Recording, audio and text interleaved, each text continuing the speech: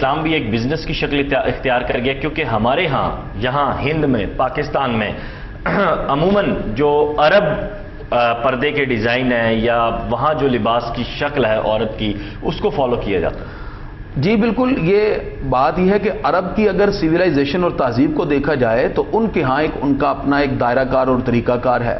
ہم چونکہ یہاں پاکستان کے اندر رہنے والے ہیں، پارٹیشن سے پہلے عورت کو دیکھ کے کہہ دیا جاتا تھا کہ یہ ہندو عورت ہے، یہ مسلم عورت ہے، یعنی یہ چیزیں کنڈیشن کلیئر ہو جاتی تھی ان کے لباس سے۔ اسلام اگرچہ لباس پر اصرار نہیں کرتا، لیکن اسلام نے تن ڈھانپنے کے ساتھ ساتھ کچھ اصول بتائے ہیں کہ آپ اس کو فالو کریں۔ اکبر الہ آبادی نے بڑی پیاری بات کی، بے پردہ کل جو آئیں نظر چند بیبیاں، اکبر زمین میں غیرت قومی سے گڑ گیا۔ بے شک پوچھا جو ان سے آپ کا پردہ وہ کیا ہوا، کہنے لگی کہ عقل پہ مردوں کی پڑ گیا۔ واہ واہ، بہت اچھی بات آپ